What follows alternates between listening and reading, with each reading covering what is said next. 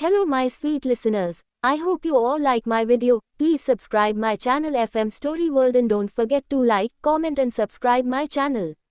अगर आप सबको कोई भी नॉवल की रिक्वेस्ट करनी है तो हमारे टेलीग्राम चैनल को ज्वाइन कीजिए और कमेंट कीजिए. I will try my best to upload it. Thank you. ये स्टोरी तभी कंटिन्यू होगी जब इसमें अच्छी रिस्पॉन्स मिलेगी. Let's start. 54. एक रात का पति. एक लड़की जिसकी उदयपुर शहर के शिव मंदिर में शादी हो रही थी, लेकिन इस शादी में उसकी मर्जी शामिल नहीं थी. और सामने वाला इंसान आखिर उससे शादी क्यों करना चाहता है, उसे तो ये बात भी पता नहीं थी. इस शादी में उसे सर उठाकर देखने की भी इजाजत नहीं थी. वह उस इंसान का चेहरा तक नहीं देख पा रही थी जो आज उससे शादी कर रहा था. कुछ देर पहले ही धारा और उसके अंकल को उसके अंकल के घर से गन पॉइंट पर उठा लिया गया था और धारा को एक कमरे में बंद कर दिया गया और कुछ कपड़े देकर यह कहा गया, अगर वह अपने साथ लाए गए आदमी को जिंदा देखना चाहती है तो दुल्हन की तरह तैयार हो जाए. पर आखिर वह इतनी मजबूर कैसे थी और क्यों? इसका जवाब उसके पास भी नहीं था, लेकिन उसका मन बार बार इस बात का जवाब मांग रहा था. इसीलिए उसने फिर से एक नज़र उठाकर अपने जबरदस्ती होने वाले पति का चेहरा देखने की कोशिश की. लेकिन इससे पहले कि वह उस इंसान का चेहरा देख पाती, उसके कानों में एक खौफनाक आवाज गूंजी, मेरा चेहरा देखने के चक्कर में कहीं ऐसा ना हो कि तुम इस बुढ़े को कभी देखा ना पाओ. उद्धरण चिन्ह. यह आवाज सुनते ही धारा ने अपनी नज़र उस तरफ की जहां उसके चाचा शिवेंद्र जी को 4 लोगों ने गन पॉइंट पर रखा था. उनकी आंखों पर भी पट्टी बंधी हुई थी. उनके आसपास खड़े गनमैन को देखकर लग रहा था कि अपने बॉस का ऑर्डर मिलते ही वह शिवेंद्र जी को शूट कर देंगे. शिवेंद्र जी की आंखों पर पट्टी बंधी हुई थी, लेकिन फिर भी उन्हें इतना समझ में आ रहा था कि सामने कुछ तो गलत हो रहा है. लेकिन वह चिल्ला नहीं सकते थे, क्योंकि उन्हें भी यही धमकी दी जा रही थी कि अगर उन्होंने जरा सी भी आवाज निकली तो सामने खड़ी उनकी बेटी को शूट कर दिया जाएगा. इसीलिए उन्होंने भी डर के मारे अपना मुंह बंद ही रखा. जैसे ही शादी कंप्लीट हुई, विद्युत धारा का हाथ पकड़कर उसे अपने साथ ले जाने लगा. पर धारा ने विद्युत के साथ एक कदम नहीं बढ़ाया, अपनी ही जगह पर खड़ी रही और रुनासी आवाज में पूछा, आप है कौन? आपने मुझसे शादी क्यों की? और मुझे ले कहाँ जा रहे हैं? आपका नाम जानना तो दूर, मैंने अब तक आपका चेहरा भी नहीं देखा है. मैं आपके साथ कहीं नहीं जाऊंगी. विद्युत ने और कस के धारा का हाथ पकड़ लिया, जिससे उसकी कुछ चूड़ियां टूटकर उसकी कलाई में चुभ गई और अपना चेहरा बिना धारा के तरफ किए बगैर ही अपनी गुस्से भरी आवाज में कहा, लगता है मेरे आदमियों के गन पॉइंट पर खड़े इंसान से तुम्हें कुछ खास लगाव नहीं है. कहीं ऐसा तो नहीं कि मेरे आदमियों ने किसी गलत आदमी को उठा लिया है? अगर ऐसा है तो तुम मुझे बता दो, मैं अभी उसे इंसान को शूट करवा दूंगा. विद्युत की यह आवाज सुनते ही उसके एक गनमैन ने अपनी गन लोड करके शिवेंद्र जी के माथे पर तान दी, जो देखते ही धारा ने अपने कदम विद्युत के साथ बढ़ा दिए. विद्युत ने अपने एक आदमी को इशारा किया तो उसने आकर धारा की आंखों पर भी पट्टी बांध दी. विद्युत धारा को अपने साथ ले गया और गाड़ी की पीछे की सीट पर धक्का दिया और खुद जाकर आगे की सीट पर बैठ गया और ड्राइवर को कार स्टार्ट करने के लिए कहा. धारा को यह सब बहुत अजीब लग रहा था, पर वह कुछ कर नहीं सकती थी, क्योंकि उसे अभी यही बताया जा रहा था कि उसके चाचा शिवेंद्र जी गन पॉइंट पर है. धारा को महसूस हो रहा था कि वह एक बंद कमरे में बैठी है. तभी कमरे का दरवाजा खुला और किसी के अंदर आने की आहट के बाद दरवाजा बंद हो गया. घबराहट के मारे धारा का बुरा हाल था, पर उसकी सिचुएशन ऐसी थी कि वह चाहकर भी कुछ नहीं कर सकती थी. अगली सुबह विद्युत की नींद खुली. वह इस समय धारा के ऊपर था और धारा जो उसके हैवानियत को बर्दाश्त करते रात के किस पहर सो गई उसे खुद भी पता नहीं चला. उसकी आंखों की पट्टी भी अब तक हट चुकी थी, लेकिन वह सोई हुई थी. धारा के जिस्म पर विद्युत की हैवानियत की वजह से लाल नीले निशान भी पड़ चुके थे, जिन्हें देखते हुए विद्युत धारा की तरफ अभी भी नफरत और गुस्से से देखते हुए अपने कपड़े पहन रहा था. तभी उसकी नज़र बिस्तर पर गई, जो देखकर उसे समझ में आ गया कि धारा का ये पहली बार था. लेकिन फिर भी विद्युत को इस बात से कोई फर्क नहीं पड़ा. उसका दिल धारा के लिए एक बार भी नहीं पसीजा. उसने धारा के हाथ में कुछ थमाया और कमरे से बाहर चला गया. काफी देर बाद जब धारा की नींद खुली तो उसे अपने शरीर के हर हिस्से में दर्द हो रहा था. उसका सर भी दर्द से फटा जा रहा था. वह किसी तरह खुद को संभालते हुए बैठी, पर तभी उसे महसूस हुआ कि उसके हाथ में कुछ है. उसने अपनी हथेली आगे की ओर करके देखा तो उसमें एक कागज था. धारा ने किसी तरह खुद को संभालते हुए उसे कागज में जो लिखा था वह पढ़ने की कोशिश की, जिसमें लिखा हुआ था, जानना चाहती हो तुम्हें किस बात की सजा मिली है, तो सामने टेबल पर एक पेन ड्राइव रखी है जिसमें मेरे बदले और तुम्हारे सारे सवालों का जवाब है. ये पेन ड्राइव अपने साथ ले जाओ, कम से कम तुम्हें तुम्हारे सवालों का जवाब तो मिल जाएगा, क्योंकि मैं तो तुम्हें मिलने से रहा. उद्धरण चिन्ह from your one night husband. चटुक धारा की जिंदगी हुई बर्बाद। अब तक आपने पढ़ा। काफी देर बाद जब धारा की नींद खुली तो उसे अपने शरीर के हर हिस्से में दर्द हो रहा था। उसका सर भी दर्द से फटा जा रहा था। वह किसी तरह खुद को संभालते हुए बैठी, पर तभी उसे महसूस हुआ कि उसके हाथ में कुछ है। उसने अपनी हथेली आगे की ओर करके देखा तो उसमें एक कागज था। धारा ने किसी तरह खुद को संभालते हुए उसे कागज में जो लिखा था वह पढ़ने की कोशिश की, जिसमें लिखा हुआ था, जानना चाहती हो तुम्हें किस बात की सजा मिली है, तो सामने टेबल पर एक पेन ड्राइव रखी है जिसमें मेरे बदले और तुम्हारे सारे सवालों का जवाब है। ये पेन ड्राइव अपने साथ ले जाओ, कम से कम तुम्हें तुम्हारे सवालों का जवाब तो मिल जाएगा, क्योंकि मैं तो तुम्हें मिलने से रहा। From your one night husband. और लेटर पढ़ते ही धारा के पैरों तले जमीन खिसक गई। कल रात का खौफनाक मंजर उसकी आंखों के सामने नाचने लगा, पर उस इंसान का चेहरा नहीं दिखा जिसने उससे यह एक रात की शादी की थी और उसका एक रात का पति बनकर चला गया था। अब आगे धारा ने अपने चारों तरफ नजर दौड़ाई। वह इस समय एक आलीशान कमरे में अकेली थी। धारा ने जैसे तैसे खुद को संभाल अपने कपड़े पहने, टेबल पर रखी पेन ड्राइव उठाए और कमरे से बाहर आई। जैसे जैसे वह बाहर जा रही थी उसे महसूस हुआ कि वह एक आलीशान होटल में है। धारा को जैसे ही कल रात उसके साथ क्या हुआ याद आया, उसने दुपट्टे से अपना चेहरा छुपाया और होटल से बाहर निकलने लगी। वहां मौजूद लोगों को भले ही उसका चेहरा नहीं दिख रहा था, पर दुल्हन के लिबास में किसी लड़की का होटल से अकेले वापस जाना, यह उनके लिए भी थोड़ा अजीब था। लेकिन क्योंकि उसके कमरे का बिल कंप्लीट था और होटल स्टाफ को सख्त वार्निंग मिली थी उससे कोई बात न करने की। दूसरी तरफ शिवेंद्र जी अपने घर के बरामदे में बेचैन बैठे हुए बार बार दरवाजे की तरफ देख रहे थे। उनकी बेटी शिवानी बार बार उन्हें संभालने की कोशिश कर रही थी, पर शिवेंद्र जी के साथ कल जो कुछ भी हुआ उसकी वजह से उन्हें धारा की चिंता होने लगी थी। लेकिन उन्हें पहले ही समझा दिया गया था कि अगर उन्होंने उसे लड़की को ढूंढने की कोशिश भी की तो उन्हें उसकी लाश मिलेगी। अगर लड़की जिंदा चाहिए तो वापस अपने घर चले जाएं। शिवानी के संभालने का भी शिवेंद्र जी पर कोई असर नहीं हो रहा था। वह बेचैन होकर दरवाजे की तरफ देखकर धारा धारा चिल्ले जा रहे थे। शिवानी ने उन्हें कंसोल करते हुए परेशानी भरे स्वर में पूछा, पापा क्या हुआ है? कल रात से आप और धारा कहाँ थे? आप इतने परेशान क्यों हैं और धारा कहाँ है? वह आपके साथ वापस क्यों नहीं आई? पापा कहाँ है धारा? मुझे बताए ताकि मैं उसकी मदद कर सकूं। पर शिवेंद्र जी को जैसे धारा के आने की कोई उम्मीद ही नहीं थी, क्योंकि उन्होंने कल रात जब धारा की आवाज़ सुनी थी, आप है कौन? आपने मुझसे शादी क्यों की? और मुझे ले कहाँ जा रहे हैं? आपका नाम जानना तो दूर, मैंने अब तक आपका चेहरा भी नहीं देखा है। मैं आपके साथ कहीं नहीं जाऊंगी। तभी उन्हें समझ में आ गया था कि एक अनजान शख्स धारा से बंदूक की नोक पर शादी कर चुका है। जो बात उन्हें अंदर ही अंदर खाई जा रही थी कि धारा आखिर कैसी होगी। वहां रहते हुए ही उन्हें और धारा दोनों को समझ में भी आ गया था कि जो इंसान धारा से शादी कर रहा है वह धारा से नहीं बल्कि शिवेंद्र जी की बेटी शिवानी से बदला लेना चाहता है। जो याद आते ही शिवेंद्र जी ने हड़बड़ाते हुए शिवानी की तरफ देखते हुए पूछा, बेटा शिवानी तेरी किसी से दुश्मनी है क्या? बाबा आप ऐसा क्यों पूछ रहे हैं? मेरी भला किसी से दुश्मनी क्यों होगी? शिवानी ने उनकी बात का जवाब देते हुए सवालिया लहजे में ही कहा, क्योंकि बेटा वह लोग धारा से नहीं तुझसे बदला लेने आए थे और तेरी गैर मौजूदगी में धारा को शिवानी समझकर उठा ले गए। शिवेंद्र जी ने परेशान होते हुए शिवानी से कहा, तो बाबा आपने उन्हें बताया क्यों नहीं कि वह शिवानी नहीं धारा है? मुझे तो ये भी नहीं पता कि मुझे बदला लेना कौन चाहता है जिसने मेरी जगह पर मेरी बहन को शिकार बनाया। शिवानी ने शिवेंद्र जी की तरफ देखकर परेशान होते हुए पूछा। शिवेंद्र जी ने सीने पर हाथ रखकर आंखों में आंसू लिए हुए कहा, क्योंकि उन लोगों ने कहा था कि अगर मैंने जरा सा मुंह भी खोला तो वह धारा पर गोली चल देंगे।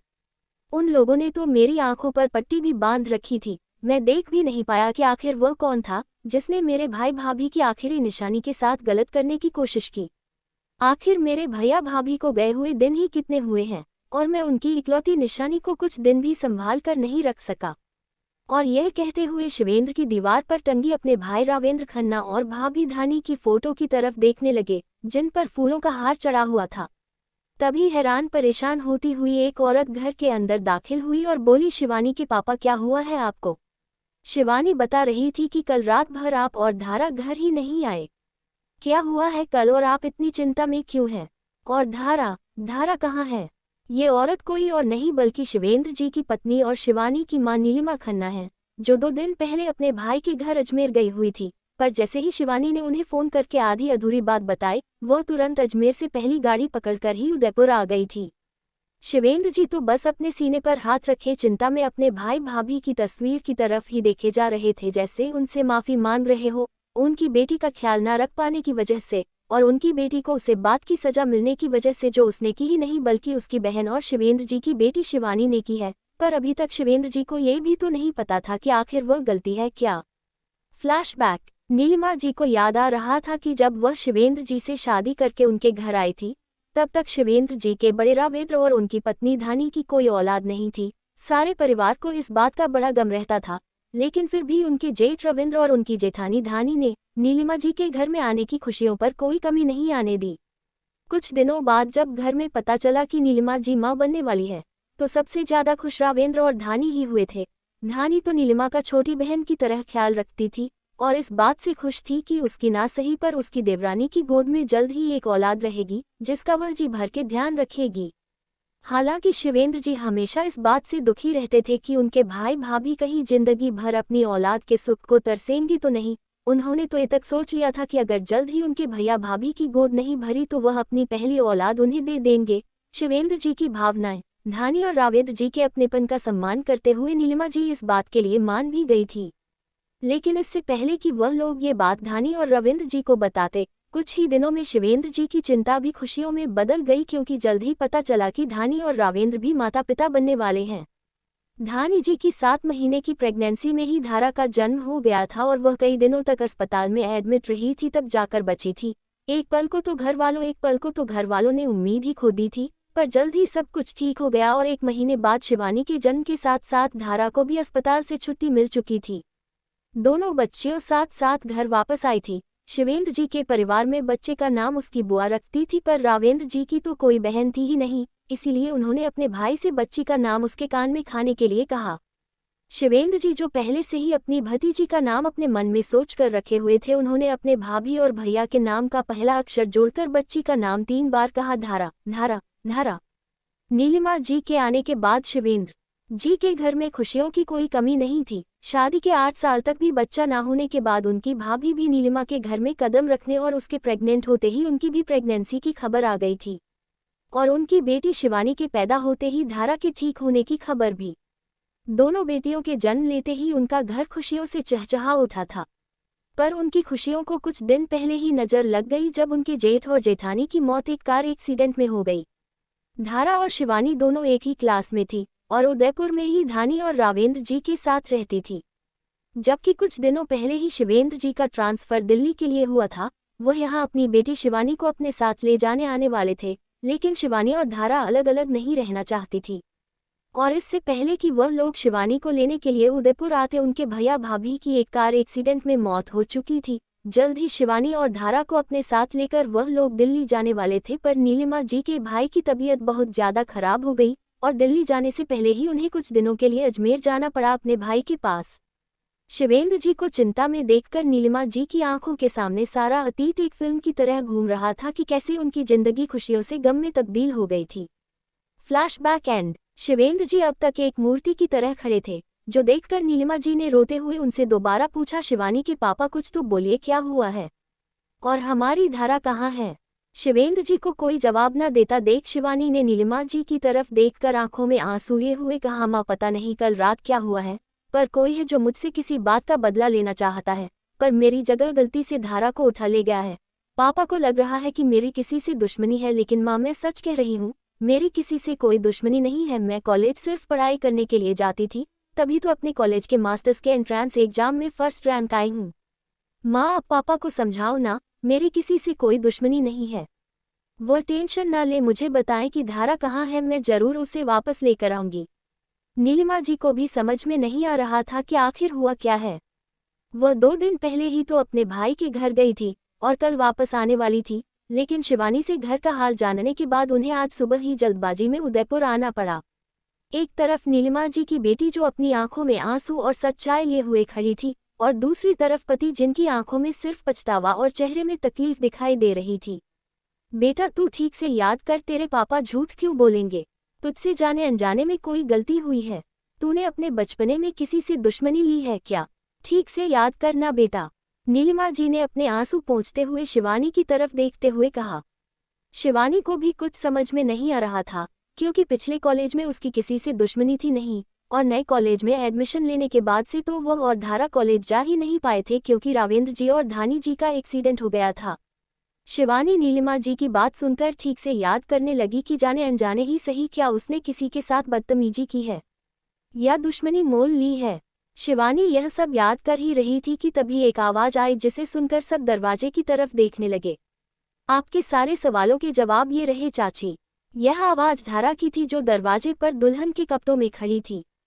कहते हुए धारा ने अपना एक हाथ आगे किया जिसमें एक कागज और पेन ड्राइव थी। उसे देखकर ही समझ में आ रहा था कि शादी के बाद इस दुल्हन की जिंदगी संवरी नहीं बल्कि उजड़ गई है। आखिर धारा थी ही कितनी बड़ी, उसने इतना कुछ दुख अपनी जिंदगी में झेल लिया था। धारा और शिवानी दोनों चचेरी बहनें थीं और 22 साल की ही थी।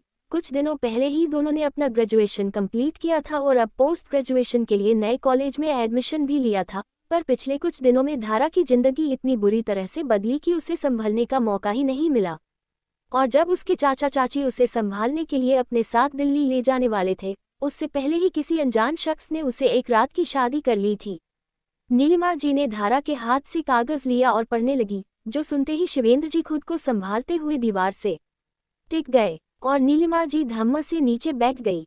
क्या विद्युत और धारा की शादी सच में एक रात की शादी बनकर रह जाएगी? दोस्तों, स्टोरी को लाइक करना ना भूलें और स्टोरी के बारे में अपने प्यारे प्यारे कमेंट्स जरूर करें। पॉकेट नवल पर ही मेरी दूसरी स्टोरी जुनून द लव ऑफ डेविल भी है, जिसे आप मेरी प्रोफाइल पर जाकर पढ़ सकते हैं।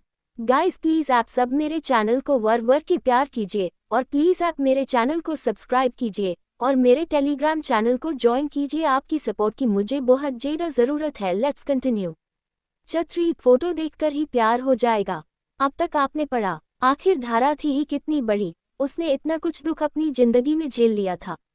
धारा और शिवानी दोनों चचेरी बहनें थीं और 22 साल की ही थी।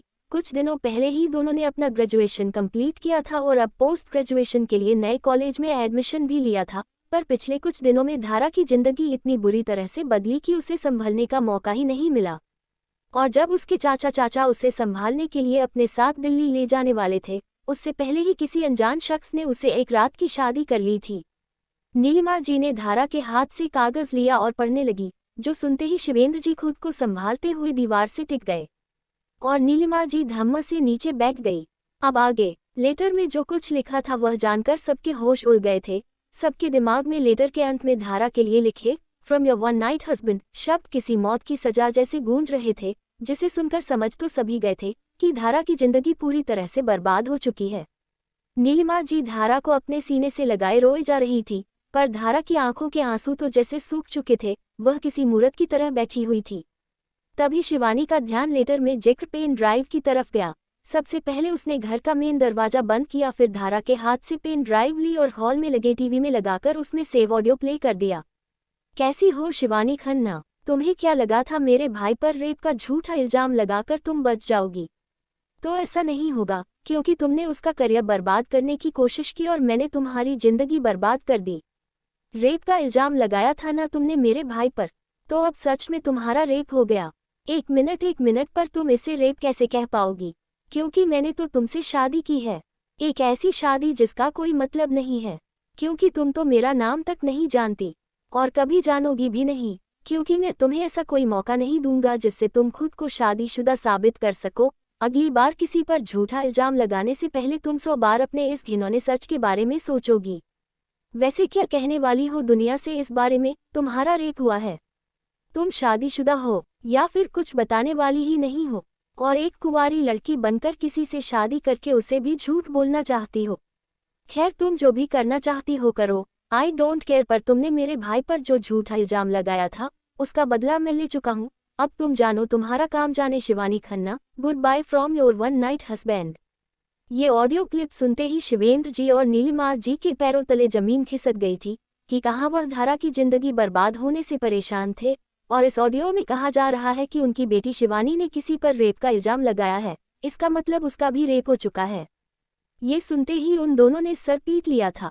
धारा भी ऑडियो सुनकर हैरान हो गई थी कि उसके साथ जो कुछ हुआ, सामने वाला शख्स वह सब शिवानी के साथ करना चाहता था। पर शिवानी के साथ तो पहले ही गलत हो चुका था, और इस ऑडियो के अकॉर्डिंग शिवानी के साथ गलत करने वाला इंसान कोई और नहीं बल्कि इस ऑडियो वाले इंसान का ही भाई है। शिवेंद्र जी ने उठकर शिवानी को एक थप्पड़ जड़ते हुए कहा, तेरे साथ इतना कुछ हो गया और तूने हमें बताने की बजाय खुद ही सब कुछ संभालना चाहा, पर तू ये भूल गई कि माँ बाप से बातें छुपाकर कभी इंसान का भला नहीं होता। अरे अगर हमें बताया होता तो हम उस लड़के से खुद बात करते या फिर पुलिस के पास चलते, पर अब तेरे कारण धारा की भी जिंदगी बर्बाद हो चुकी है। पापा मैं सच कह रही हूँ, इस ऑडियो में जो कुछ भी बोला गया है सब झूठ है, मेरा रेप हुआ नहीं है तो मैं क्यों किसी पर रेप का इल्जाम लगाऊंगी। पर दुख है तो सिर्फ इस बात का कि अपनी गलतफहमी में उससे इंसान ने मेरे बजाय मेरी बहन को टारगेट किया और उसकी जिंदगी बर्बाद कर दी। मैं छोड़ूंगी नहीं उन दोनों को, जिसने मुझ पर इल्जाम लगाया और जिसने उसे इल्जाम को सच मानकर मेरी बहन की जिंदगी बर्बाद की। शिवानी ने अपने आंसू पोंछते हुए गुस्से से कहा। तभी नीलिमा जी ने शिवानी का हाथ पकड़कर उसे अपनी तरफ घुमाकर उस पर गुस्सा करते हुए कहा, पहले ही हमसे सच्चाई छुपा कर तू सब कुछ तबाह कर चुकी है, अब जो बचा हुआ है उसे हमें संभालने दे। और फिर धारा की तरफ देखते हुए बोली, और धारा क्या हुआ अगर किसी राह चलते ने तेरी जिंदगी बर्बाद करने की कोशिश की, पर तेरे चाचा है ना, वह तेरी जिंदगी सवार कर ही रहेंगे। अब हम यहाँ एक पल नहीं रुकेंगे, हम आज ही दिल्ली के लिए निकलेंगे। कहकर नीलिमा जी सामान पैक करने के लिए जाने लगी और जाते जाते उन्होंने शिवानी से भी अपना और धारा का सामान पैक करने के लिए कहा। दूसरी तरफ दिल्ली शहर, शेखावत मेंशन। एक चमचमाती ब्लैक कलर की Lamborghini limited edition car Shekhawat mention के मेन गेट से होती हुई अंदर आती है, जिसके आगे पीछे बहुत सी ब्लैक कार, जिसमें बॉडीगार्ड्स जो कि हथियार से लैस थे बैठे हुए थे। कार जैसे ही शेखावत मेंशन के एंट्रेंस पर रुकती है, एक बॉडीगार्ड उतरकर अंदर बैठे शख्स के लिए दरवाजा खोलता है। ये शख्स कोई और नहीं बल्कि विद्युत शेखावत ही था। कार से उतरते ही अपना बिजनेस सूट सही करते हुए विद्युत शेखावत मेंशन के अंदर आता है। आए बरखुरदार, कब से आपका ही इंतजार हो रहा था, पर आप और विक्रम तो जैसे घर आना ही भूल जाते हैं। आप तो फिर भी हमारे बुलावे पर घर आ गए, पर आपके छोटे भाई विक्रम को तो शायद अब हमारे ऑर्डर की भी कोई परवाह नहीं। आपको पता भी है आपकी माँ कब से आपकी राह देख रही थी। आशुतोष शेखावत जी ने गर्मजोशी से विद्युत का स्वागत करते हुए कहा। आशुतोष शेखावत जी विद्युत के दादाजी हैं और विक्रम विद्युत का छोटा भाई। विक्रम का नाम सुनकर एक पल को विद्युत के चेहरे पर टेंशन आ गई थी, लेकिन वह घर वालों को कुछ बताना नहीं चाहता था, इसलिए जल्द ही खुद को संभालते हुए आशुतोष जी के पर छूकर उनके सामने वाले सोफे पर बैठते हुए पूछा, क्या बात है दादाजी, आज किचन से बड़ी लाजवाब खुशबू आ रही है, किस बात का सेलिब्रेशन मनाया जा रहा है? आज कहीं आपके स्वीट 65 बर्थडे की तैयारी तो नहीं हो रही? विद्युत ने अपने रौबदार अंदाज में ही आशुतोष जी से पूछा। बर्थडे नहीं, शादी। किचन से हाथ में नाश्ते की ट्रे लेकर आई हुई विनीता जी ने कहा। विनीता शेखावत विद्युत और विक्रम की माँ। माना कि दादी माँ अब इस दुनिया में नहीं है, फिर भी दादाजी 65 के होने वाले हैं, यह एज कुछ ज्यादा नहीं है शादी के लिए। वैसे मेरी होने वाली दादी माँ किस उम्र की होगी, मेरी उम्र की या दादाजी की उम्र की? विद्युत ने अपने रौबदार पर मजाक किया लहजे में कहा। तुम्हारी माँ तुम्हारे दादाजी की नहीं, बल्कि तुम्हारी शादी की बात कर रही है, उन्होंने तुम्हारे लिए लड़की पसंद की है। सीढ़ियों से उतरकर आते हुए अजीत जी ने कहा, और विनीता जी के हाथ में पकड़ी हुई ट्रे में से गाजर के हलवे का एक बॉल उठाते हुए विनीता जी की तरफ देखते हुए बोले, विनीता जी आपको तो पता है आपका लड़का लड़कियों से कितनी दूरी मेंटेन करके रहता है, ऊपर से आप उसकी ही शादी की बात ऐसे घुमा फिरा कर कहेंगी तो उसे समझ में कैसे आएगा? अजीत जी विद्युत के चाचा पर विक्रम के पिता। दरअसल विनीता जी की दूसरी शादी अजीत शेखावत से हुई थी। उनकी पहली शादी अजीत जी के बड़े भाई अशोक शेखावत से हुई थी, पर अशोक जी की जिंदगी में हमेशा कोई ना कोई बाहर वाली औरत बनी ही रही। हद तो तब हो गई जब विनीता जी 7 महीने की प्रेग्नेंट थी, तब अशोक जी ने दूसरी औरत के साथ लिव इन में रहना शुरू कर दिया था और घर वापस आने के लिए उस औरत से दूसरी शादी करने की शर्त रखी, जो सुनकर विद्युत की दादी माँ यानी कि आशुतोष जी की धर्मपत्नी अश्विनी शेखावत जी की दिल का दौरा पड़ने से मृत्यु हो गई थी। तब अपने बिखरते हुए परिवार को बचाने के लिए और अश्विनी जी की आखिरी इच्छा का सम्मान करते हुए आशुतोष जी ने अपने छोटे बेटे अजीत से विनीता जी का पुनर्विवाह कराया।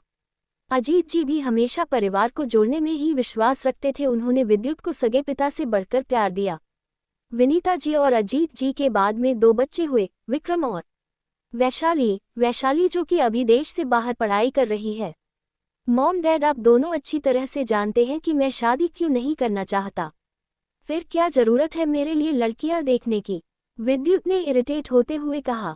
पर बेटा आज नहीं तो कल आपको शादी तो करनी ही पड़ेगी। अगर आप शादी नहीं करेंगे तो आपके छोटे विक्रम और बहन वैशाली की शादी कैसे होगी? आशुतोष जी ने विद्युत को समझाते हुए कहा। विक्रम बेटा तुम तो जानते ही हो कि मैं अपनी दोस्त की बेटी को तुम्हारे लिए पसंद किया है। कुछ दिनों पहले ही मेरी दोस्त ने उसकी फोटो भी भेजी थी। तब से तुम्हें बुलाने की कोशिश कर रही हूँ, पर तुम हो कि तुमने घर आना ही छोड़ दिया है शादी के डर से कम एक बार लड़की की फोटो तो देखो। लड़की इतनी खूबसूरत है कि तुम्हें फोटो देखकर ही प्यार हो जाएगा, और मैं भी अपनी दोस्ती को रिश्तेदारी में बदल सकूंगी। कहते हुए विनीता जी ने डाइनिंग टेबल पर रखा एनवेलप उठाया, जिसमें किसी लड़की की 3-4 फोटो थी। उनमें से एक फोटो निकालकर विनीता जी ने विद्युत की तरफ बढ़ा दी। जैसे ही विद्युत की नज़र उस फोटो पर पड़ी, उसके चेहरे की हवाएं उड़ गई। विद्युत अपनी जगह से उठ खड़ा हुआ और घर कर विनीता जी के हाथ में ली हुई फोटो देखने लगा। विद्युत ने वह फोटो अपने हाथ में नहीं ली, पर उसे फोटो को देखकर धीरे धीरे विद्युत के चेहरे पर गुस्सा आने लगा था।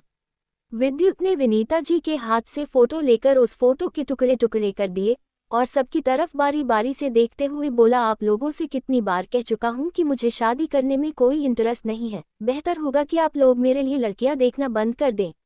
अजीत जी ने विद्युत का ये रिएक्शन देखकर परेशान होते हुए कहा, पर विद्युत बेटा आज नहीं तो कल शादी तो करनी ही पड़ेगी।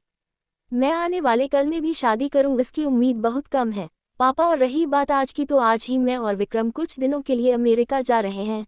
काफ़ी दिनों से वैशाली से भी मुलाकात नहीं हुई है, इसीलिए हम दोनों कुछ दिन उसके साथ रहना चाहते हैं। साथ ही हमारा एक प्रोजेक्ट है जो हम अमेरिका से ऑपरेट करना चाहते हैं, विद्युत ने कहा और शेखावत मेंशन से बाहर चला गया।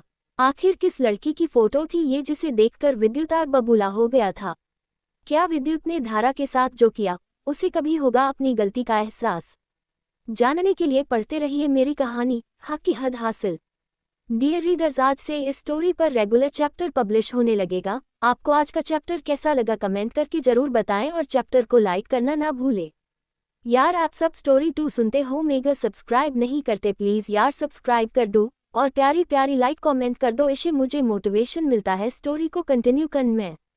चैप्टर 4 शिवानी खन्ना की क्या हालत की है मैंने। अब तक आपने पढ़ा। विद्युत ने विनीता जी के हाथ से फोटो लेकर उस फोटो के टुकड़े टुकड़े कर दिए और सबकी तरफ बारी बारी से देखते हुए बोला, आप लोगों से कितनी बार कह चुका हूं कि मुझे शादी करने में कोई इंटरेस्ट नहीं है। बेहतर होगा कि आप लोग मेरे लिए लड़कियां देखना बंद कर दें। अजीत जी ने विद्युत का ये रिएक्शन देखकर परेशान होते हुए कहा, पर विद्युत बेटा आज नहीं तो कल शादी तो करनी ही पड़ेगी।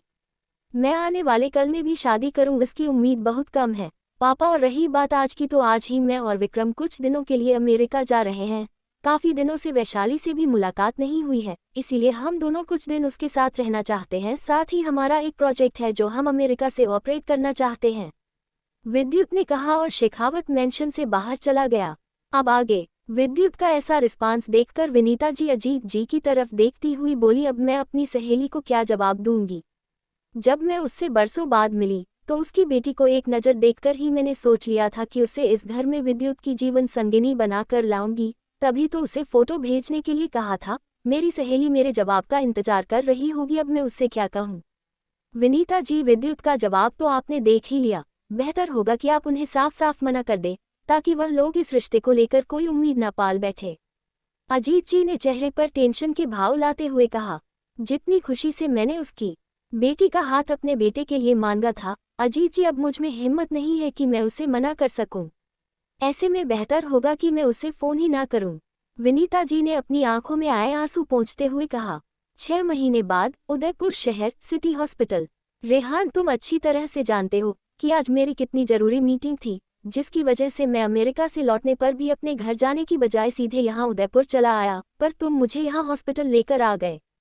विद्युत ने अपने असिस्टेंट कम राइट हैंड रेहान पर गुस्सा करते हुए कहा। रेहान ने विद्युत की चोट की तरफ इशारा करते हुए कहा, लेकिन बॉस आपके हाथ में बहुत गहरा कट लगा है, इसका इमीडिएट ट्रीटमेंट और स्टिकर्स लगवाना जरूरी था, वरना इन्फेक्शन का डर रहता। विद्युत इस समय बहुत जल्दबाजी में हॉस्पिटल से बाहर जा रहा था। रेहान भी उसी तेजी से उसका पीछा कर रहा था, या यूं कहे कि उसके साथ साथ चल रहा था। विद्युत ने चलते चलते ही अपने रौबदार लहजे में रेहान से कहा, तुम्हें तो पता है मुझे इस तरह की चोटों की आदत है। इनका असर मैंने कभी अपने काम पर नहीं पड़ने दिया। आज इस मामूली सी चोट की वजह से मेरी करोड़ों की डील रह गई। रेहान को डांटते हुए विद्युत तेजी से चलता जा रहा था कि तभी वह सामने से आ रही लड़की से जोर से टकरा गया। दोनों की टक्कर साइड से हुई थी, इसलिए वह लड़की दीवार से टकराने वाली थी, पर तभी उसने दीवार से अपने हाथ टिकाकर खुद को गिरने से बचा लिया। उसे लड़की ने तुरंत अपना एक हाथ पेट पर रखते हुए घबराकर कहा, आउच, मेरा बच्चा। और वह गुस्से से विद्युत की तरफ पलटकर बोली, देखकर नहीं चल सकते, तुम्हारी वजह से अगर मेरे बच्चे को कुछ हो जाता तो। पर नहीं, तुम तो ऐसे बिना अगल बगल देखे चले जा रहे हो जैसे ये हॉस्पिटल तुमने ही बनवाया है। कहते हुए भी उस लड़की ने अपने पेट पर हाथ रखा हुआ था। ये लड़की कोई और नहीं बल्कि धारा थी, जिसे विद्युत शिवानी के नाम से जानता था। I am sorry ma'am, actually boss को चोट लगी थी, इसलिए शायद वह ध्यान नहीं दे पाए। रेहान ने विद्युत के बिहाफ पर धारा से अपॉलोजाइज करते हुए कहा। रेहान की बात सुनकर धारा ने एक नज़र ऊपर से नीचे तक विद्युत को देखा और फिर टोंट मारते हुए गुस्से से बोली, हाँ तो चोट तो उनके हाथ में लगी है ना, आंखों और दिमाग पर तो नहीं। यह महाशय तो ऐसे चल रहे हैं जैसे इन्हें दिखाई सुनाई देना ही बंद हो गया हो। इनकी वजह से मेरे बच्चे की जान जा सकती थी, लेकिन फिर भी यह खुद सॉरी नहीं बोल रहे हैं। सॉरी बोलने के लिए भी असिस्टेंट रखा हुआ है। और फिर विद्युत के चेहरे के सामने चुटकी बजाते हुए गुस्से से उसकी आंखों में देखते हुए बोली, सॉरी बोलने के लिए असिस्टेंट रखने से अच्छा है कि तुम लोगों के बीच तुम्हें चलने में हेल्प करने के लिए असिस्टेंट रख लो। क्या कहा तुमने, तुम प्रेग्नेंट हो? विद्युत ने हैरानी और सवालिया भरी नजरों से देखते हुए पूछा और फिर धारा के पेट की तरफ देखने लगा। दुबली पतली धार का थोड़ा बड़ा हुआ पेट ये बता रहा था कि वह सच में प्रेग्नेंट है। हालांकि उसका बेबी बम्प अभी ज्यादा बड़ा नहीं था, पर उसकी बॉडी के अकॉर्डिंग आसानी से दिख रहा था कि वह प्रेग्नेंट है। विद्युत के हैरानी से यह सवाल पूछने पर धारा को थोड़ा अजीब लगा। उसने व्यंग मारते हुए कहा, इसमें इतना हैरान होने वाली क्या बात है? तुम्हारे यहाँ औरतों की जगह मर्द प्रेग्नेंट हो जाते हैं क्या? सच में चोट हाथ में लगी है या दिमाग में? थोड़ी देर पहले तुम्हें दिखाई नहीं दे रहा था और तुम सॉरी भी नहीं बोल पा रहे थे, और अब तो हद ही हो गई, तुम्हें एक औरत की प्रेग्नेंट होने पर हैरानी हो रही है। कहते हुए धारा ने अजीब नजरों से विद्युत को देखा और फिर जल्दबाजी में वहां से निकल गई। इससे पहले कि विद्युत कोई और सवाल पूछता, धारा उसकी नजरों से गायब हो चुकी थी। विद्युत ने तुरंत उस तरफ जाते हुए जहां धारा गई थी रेहान को ऑर्डर दिया, रेहान इस लड़की के बारे में पता करो अभी के अभी। रेहान को विद्युत का ऑर्डर सुनकर खास हैरानी नहीं हुई थी, बल्कि हैरानी तो उससे तब हुई थी जब विद्युत चुपचाप धारा से डांट सुनता जा रहा था। रेहान भी विद्युत के पीछे पीछे जाने लगा। थोड़ी ही देर में दोनों ने पूरा हॉस्पिटल छान मारा, पर उन्हें धारा कहीं दिखाई नहीं दी, क्योंकि धारा तो कब की जा चुकी थी। वो यहाँ उदयपुर अपने कॉलेज के कुछ सर्टिफिकेट लेने आई थी। इस अस्पताल की एक नर्स धारा की दोस्त रह चुकी थी, जिसके पास धारा के उदयपुर छोड़कर जाने के बाद काफी दिनों से धारा के पेरेंट्स का डेथ सर्टिफिकेट रखा हुआ था, जो उससे मिलने के बाद धारा जल्द ही हॉस्पिटल से निकल गई थी। विद्युत, जो कि यहाँ सिर्फ एक दिन के लिए मीटिंग अटेंड करने उदयपुर आया था, 2 दिन होने के बाद भी उदयपुर में ही रुका हुआ था। इस बीच विद्युत ने हॉस्पिटल के सीसीटीवी फुटेज भी चेक करवा लिए थे, पर उसे धारा और अपना वीडियो नहीं दिखा, क्योंकि उस एरिया का कैमरा पिछले कुछ दिनों से वर्क नहीं कर रहा था। साथ ही साथ विद्युत ने रेहान से कहकर शिवानी खन्ना के नाम की प्रोफाइल के बारे में हॉस्पिटल में पता करवाया, पर वहां शिवानी खन्ना नाम की किसी लड़की का ट्रीटमेंट नहीं चल रहा था। अब विद्युत समझ चुका था कि उसे क्या करना है। शाम के समय विद्युत धारा के उदयपुर वाले घर गया, पर वहां ताला लगा हुआ था। विद्युत वहां रुककर इंतजार करता, पर घर के बाहर लगे जालों और धूल साफ बता रहे थे कि इस घर का दरवाजा बहुत दिनों से नहीं खुला है। तभी विद्युत की नज़र घर के दरवाजे के बगल में लगे बैनर पर गई, जिसमें लिखा हुआ था घर बिकाऊ है, और साथ ही साथ मोबाइल नंबर दिया हुआ था। रेहान विद्युत के कहे बगैर ही समझ गया था कि वह इस घर में रहने वाले या इस घर के मालिक के बारे में पता लगाना चाहता है, जिसका कोई ना कोई कनेक्शन उसे लड़की से जरूर है, जिससे विद्युत 2 दिन पहले हॉस्पिटल में टकराया था। रेहान ने बैनर पर लिखे हुए मोबाइल नंबर को नोट कर लिया, क्योंकि वह विद्युत का ऑर्डर बिना कहे ही समझ गया था। रेहान के मन में उस लड़की, इस घर और विद्युत के बीच कनेक्शन जानने की क्यूरियोसिटी तो बहुत थी, पर विद्युत से पूछने की हिम्मत नहीं थी। वैसे तो विद्युत हमेशा ही सीरियस मूड में रहता था, पर जब से वह उस लड़की से टकराया था, तब से उसका गुस्सा और उसकी सीरियसनेस और बढ़ गई थी। रेहान का दिमाग बार बार कह रहा था कि उसके बॉस का उस लड़की से जरूर कोई ना कोई कनेक्शन है, पर जिस तरह से विद्युत प्यार और शादी जैसे शब्दों से नफरत करता था, उसे बात को ध्यान रखते हुए रेहान ने समझ लिया कि उसका ख्याल जरूर झूठा है। शाम को विद्युत और रेहान जैसे ही अपने होटल पहुंचे, विक्रम जो पहले से ही बहुत इरिटेट होकर बेसब्री से विद्युत का इंतजार उसके रूम में कर रहा था, विद्युत को देखते ही बोला, भाई एक तो पहले ही हम दिल्ली अपने घर पहले जाने की बजाय यहाँ उदयपुर आ गए। आपने कहा था कि हम यहाँ सिर्फ एक दिन के लिए आए हैं। आज उदयपुर आकर हमें 3 दिन हो गए हैं और अभी तक भी आपने मुझे बताया नहीं है कि हम दिल्ली वापस कब जाएंगे। विद्युत भाई, हम 6 महीने बाद अमेरिका से लौटे हैं। आप सोच भी नहीं सकते मैं घर वालों से मिलने के लिए कितना एक्साइटेड हूँ। प्लीज मुझे बताएं हम यहाँ से वापस दिल्ली कब जाएंगे। इससे पहले कि विद्युत विक्रम की बात का कोई जवाब देता, रेहान ने रूम का डोर नॉक किया। विद्युत ने उसे अंदर आने की परमिशन दी। रेहान ने अंदर आते ही विद्युत की तरफ अपना टैब बढ़ा दिया। स्क्रीन पर लिखी डिटेल्स देखते ही विद्युत के चेहरे पर जंग जीतने वाली डेविल स्माइल आ गई और उसने विक्रम की तरफ देखते हुए जवाब दिया, हम आज अभी कुछ देर में ही दिल्ली के लिए निकलेंगे। जा विक्रम, जाकर अपनी पैकिंग कर ले। थैंक यू सो मच भाई, मैं बस यूं गया और यूं आया। विक्रम ने विद्युत को हक करते हुए कहा और अपने रूम की तरफ निकल गया। विद्युत ने टैब की तरफ लिखे हुए एड्रेस को देखते हुए मन ही मन कहा, शिवानी खन्ना, भले ही मेरा तुमसे कोई रिश्ता ना हो, पर अपना बच्चा मैं तुमसे छीन कर रहूंगा। रातों रात विद्युत अपने प्राइवेट प्लेन से दिल्ली पहुंच चुका था, साथ में विक्रम और रेहान भी। शेखावत मेंशन में आज की सुबह बहुत खुशी भरी थी, क्योंकि पूरे 6 महीने बाद घर वाले विद्युत और विक्रम दोनों से मिल रहे थे। विद्युत और विक्रम भी लंबे समय के बाद अपने घर वालों से मिलकर बहुत खुश थे। थोड़ी देर बाद रेहान विद्युत से परमिशन लेकर अपने घर के लिए निकल गया, क्योंकि पिछले 6 महीने से विद्युत के साथ वह भी आउट ऑफ इंडिया गया हुआ था। विद्युत जैसे रेहान के जाने का इंतजार ही कर रहा था। जैसे ही रेहान गया, विद्युत ने विक्रम को कॉल करके रेडी होकर 5 मिनट में हाल में मिलने के लिए कहा। विक्रम, जो कि विद्युत की कोई बात नहीं डालता था, चुपचाप अगले 5 मिनट में हाल में विद्युत का वेट कर रहा था। जल्द ही विद्युत भी नीचे आ गया। जल्द ही विद्युत विक्रम को अपने साथ लेकर कार में बैठकर शेखावत मेंशन से बाहर चला गया। विक्रम को विद्युत के आज के एक्शन से थोड़ी हैरानी हो रही थी, क्योंकि न ही विद्युत आज अपने साथ ड्राइवर लाया था और न ही अपने राइट हैंड रजत को, और कर भी आज विद्युत खुद ही ड्राइव कर रहा था। लगभग 40 मिनट के बाद विद्युत की कार एक घर के बाहर आकर रुकी। विद्युत ने कार से उतरते हुए अपने शांत मगर रौबदार लहजे में कहा, आजा विक्रम, तुझे दिखाता हूँ तुझे बर्बाद करने की कोशिश करने वाली शिवानी खन्ना की क्या हालत की है मैंने। विद्युत की बात सुनकर और यह घर देखकर विक्रम हैरान रह गया था। जैसे तैसे अपने सवालों को साइड में रखते हुए विक्रम कार से उतरा और विद्युत के बगल में जाकर खड़ा हो गया, क्योंकि उसे भी यह जानने की क्यूरियोसिटी हो रही थी कि आखिर विद्युत ने किया क्या है। विक्रम के आते ही विद्युत ने डोरबेल बजाई। दरवाजा एक लड़की ने खोला, जिसे ना तो विद्युत जानता था और ना ही विक्रम। विद्युत उसे लड़की के बगल से होकर घर के अंदर चला गया और विक्रम भी उसके पीछे पीछे गया।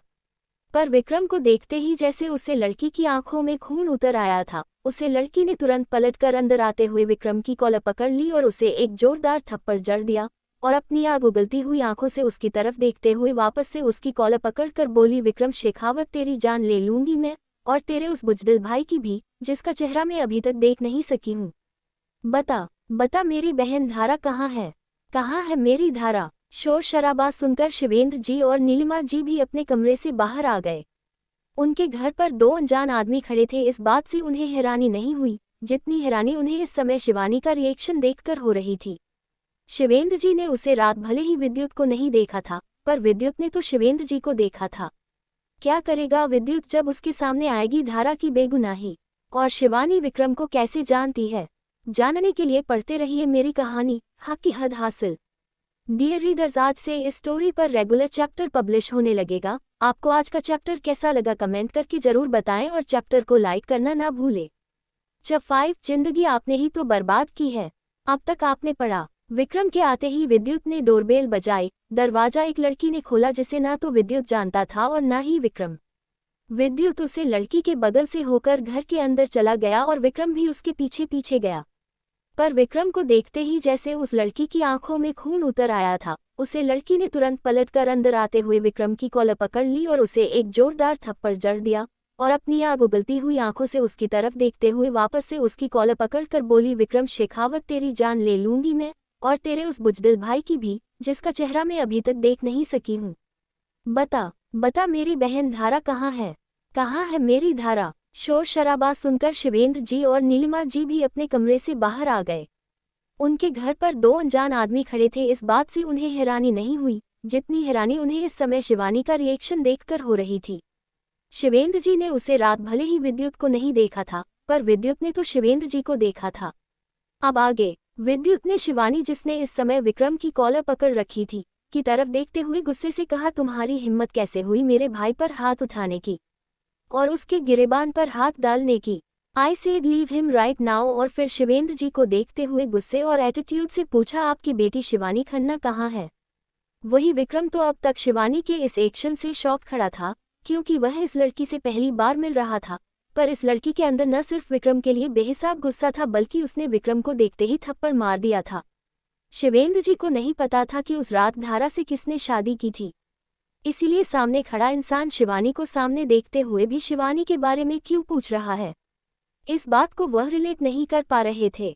शिवानी ने जैसे ही विद्युत की बात सुनी, उसने विक्रम का कॉलर छोड़कर विद्युत के सामने आते हुए कहा, मैं हूँ शिवानी खन्ना, और अगर मैं सही हूँ तो तुम ही हो इस बुजदिल विक्रम के बड़े भाई। वैसे तुम भी कम बुजदिल नहीं हो, कैसे अपनी शक्ल दिखाए बगैर मेरी बहन से शादी करके उसके एक रात के पति बनकर भाग गए थे। शिवानी ने इतना ही कहा था कि विद्युत ने शिवानी के बालों को बेदर्दी से मुट्ठी में पड़ते हुए कहा, तो वह लड़की शिवानी खन्ना नहीं थी, तुम हो शिवानी खन्ना, जिसने मेरे भाई पर रेप का झूठा इल्जाम लगाया, जिसकी वजह से मेरे भाई ने सुसाइड अटेम्प्ट किया। जानती भी हो तुम्हारी वजह से पूरे 1 महीने तक मेरा भाई विक्रम वेंटिलेटर पर रहा था। तुम्हें छोड़ूंगा नहीं। लेकिन इससे पहले कि विद्युत शिवानी के साथ कुछ करता, विक्रम ने उसका हाथ पकड़कर रोकते हुए कहा, भाई ये लड़की वह शिवानी खन्ना नहीं है जिसने मुझ पर इल्जाम लगाया था, वह तो आपके बिजनेस कंपटीटर रणधीर खन्ना की बेटी शिवानी खन्ना थी, जो कॉलेज में मेरी सीनियर थी। भाई कहीं ऐसा तो नहीं कि आपने बिना कुछ सोचे समझे उस शिवानी खन्ना की जगह इस परिवार को तकलीफ पहुंचाई? तुम्हारे भाई ने हमारे परिवार को सिर्फ तकलीफ पहुंचाई नहीं, बल्कि इसने तो हमें पूरी तरह से बर्बाद कर दिया। इनकी वजह से मेरे माँ बाप ने मुझसे रिश्ता तोड़ दिया। मेरी बहन धारा घर छोड़कर ना जाने कहाँ चली गई। कितनी कोशिश की मैंने उसे ढूंढने की, पर वह आज तक नहीं मिली। मिला तो सिर्फ इल्जाम की मेरे किए की सजा धारा भुगत रही है। लेकिन न ही धारा ने कोई गलती की थी और ना मैंने। हम सबको सजा मिली तो सिर्फ तुम्हारे भाई के गुस्से की और तुम्हारी बुजदिली की। शिवानी ने गुस्से और नफरत से विद्युत और विक्रम की तरफ देखते हुए कहा, तो फिर उसे रात वह लड़की धारा वह कौन थी? क्योंकि आपको और उसे एक ही घर से उठाया गया था।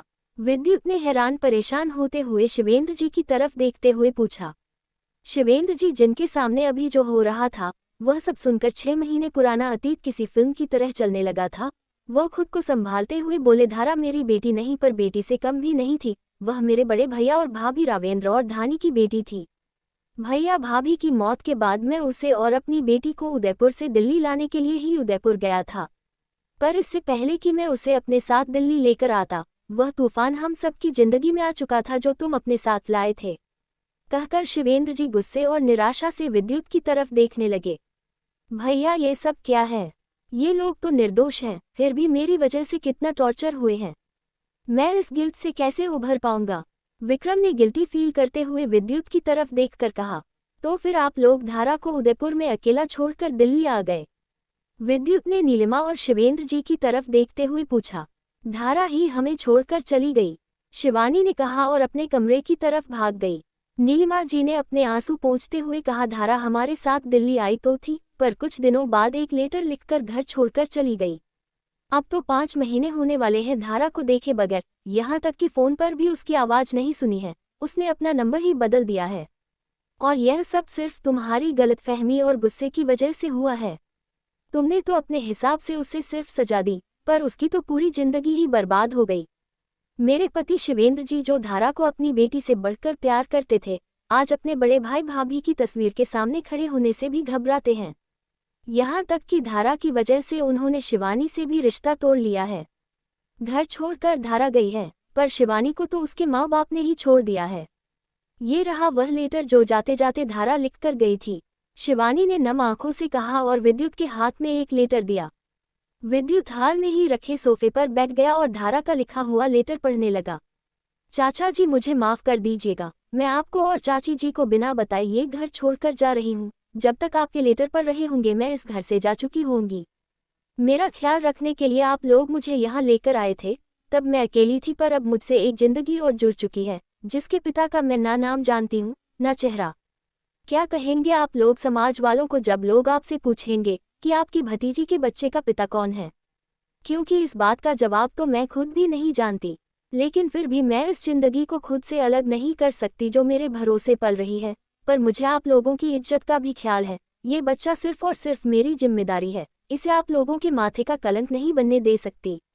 क्योंकि अगर मैं यहाँ रुकी तो आप लोगों के लिए शिवानी की शादी कर पाना भी मुश्किल हो जाएगा। चाचा जी चाची जी एक और बात, शिवानी सच कह रही है। ये जो कुछ भी हुआ है उसकी वजह से नहीं हुआ है, ये तो किसी की आंखें बंद करके बदला लेने का परिणाम है।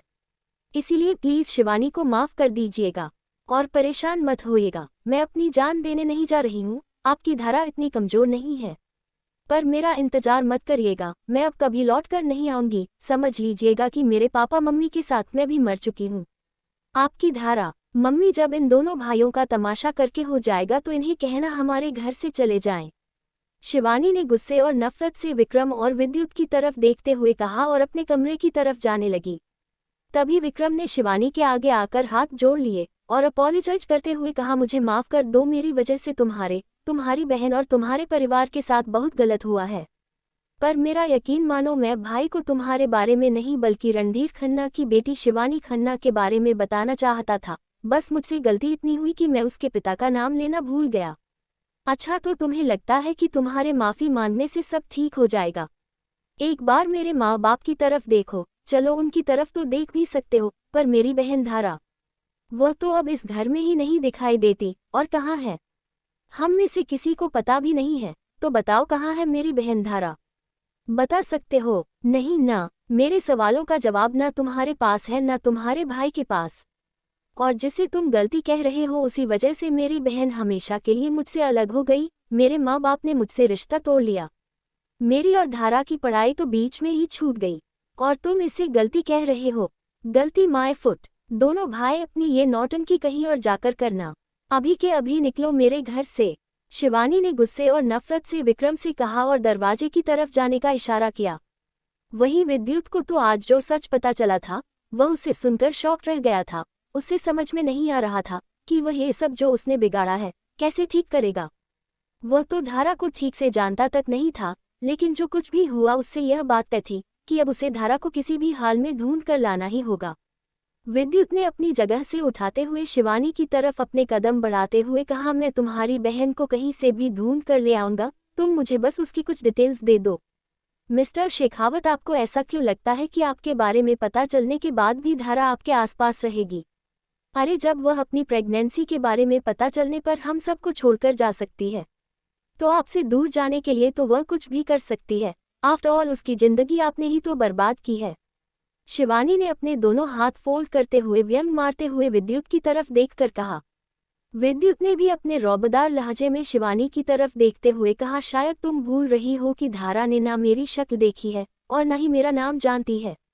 लेकिन इससे पहले कि शिवानी विद्युत की बात का कोई जवाब देती, शिवेंद्र जी ने गुस्से से विद्युत और विक्रम की तरफ देखते हुए कहा, आप लोग पहले ही हमारी बहुत मदद कर चुके हैं, अब आपकी और किसी मदद की आवश्यकता हमें नहीं है। आप दोनों यहाँ से जा सकते हैं। देखिए, आप लोगों को मुझ पर जितना गुस्सा करना है कीजिए, पर धारा को तो मुझे किसी भी कीमत में ढूंढना ही पड़ेगा, क्योंकि वह मेरे बच्चे की माँ बनने वाली है। विद्युत ने सबकी तरफ देखते हुए कहा। वही विक्रम तो ये सब सुनकर अब तक सदमे में था कि विद्युत ने एक मासूम लड़की को गलतफहमी में ऐसी सजा दी है। ऊपर से वह लड़की अब प्रेग्नेंट भी है और वो अब कहाँ है ये किसी को नहीं पता। और उसे लड़की के गायब होने का सारा इल्जाम उसकी बेगुनाह बहन शिवानी पर है, जो अभी नफरत और घिन भरी निगाहों से विक्रम को देखे जा रही है। पर विद्युत और विक्रम के लिए इस समय खन्ना फैमिली में सबका गुस्सा सातवें आसमान पर था। वह लोग तो विद्युत के मुंह से धारा का नाम सुनते तक को तैयार नहीं थे, तो धारा की डिटेल और फोटो विद्युत को क्या ही देंगे। ये सब सोचते हुए विद्युत विक्रम को अपने साथ लेकर खन्ना निवास से निकलकर अपनी कार की तरफ बढ़ गया। विद्युत इस समय बहुत गिल्ट में था कि धारा पहले से कुछ दिनों पहले ही अपने पेरेंट्स को खोने की वजह से दुख में थी और विद्युत की वजह से तो उसे पर दुखों का पहाड़ ही टूट पड़ा था। पर विद्युत ये भी जानता था कि यह समय गिल्टी फील करने का नहीं, धारा को ढूंढने और उसे वापस लाने का है। विद्युत अभी के लिए तो खन्ना निवास से निकल गया था, पर उसके दिमाग में बहुत कुछ चल रहा था। उसने विक्रम से कहा, विक्रम, यहाँ जो कुछ भी हुआ है उस बारे में घर वालों को कुछ पता नहीं चलना चाहिए। तो क्या आप धारा के साथ जो हुआ उसे बात को ऐसे ही दबा देंगे और आप उसे ढूंढेंगे तक नहीं? विक्रम ने हैरान परेशान होते हुए विद्युत की तरफ देखते हुए पूछा। धारा को तो मैं ढूंढ कर ही रहूंगा, आफ्टर ऑल वह मेरे बच्चे की माँ बनने वाली है। वह मेरे बच्चे को लेकर मुझसे दूर नहीं जा सकती। उसे बच्चे पर सिर्फ मेरा हक है और अपना हक मैं किसी भी कीमत पर हासिल करके ही रहूंगा, फिर चाहे धारा इसके लिए तैयार हो या ना हो। विद्युत ने ड्राइविंग पर ही फोकस करते हुए कहा। उसके बात करने के लहजे में एक अजीब सी जिद थी। विद्युत ने विक्रम को शेखावत मेंशन में छोड़ा और विक्रम को घर में किसी से कुछ ना कहने का कहकर रेहान को कॉल किया और सीधा उदयपुर जाने की तैयारी करने लगा। पर विद्युत तो उदयपुर में 2 दिन रुककर भी धारा को नहीं ढूंढ पाया था, जबकि विद्युत जैसे इंसान के लिए किसी के बारे में पता करना बहुत मामूली बात थी। तो पिछली बार धारा को ढूंढने में क्या कमी रह गई थी कि धारा विद्युत को नहीं मिली, और क्या इस बार विद्युत धारा को ढूंढ पाएगा? जानने के लिए पढ़ते रहिए मेरी कहानी हक की हद हासिल। दोस्तों, चैप्टर को लाइक जरूर करें और अपना फेवरेट पार्ट कमेंट करें। आप सबको एजा किसी भी नॉवल की रिक्वेस्ट करनी है तो मेरे टेलीग्राम चैनल को ज्वाइन कीजिए, मैं जरूर अपलोड करूंगी। नीचे डिस्क्रिप्शन में टेलीग्राम चैनल का लिंक दिया है मैंने, और please like comment and subscribe FM story channel.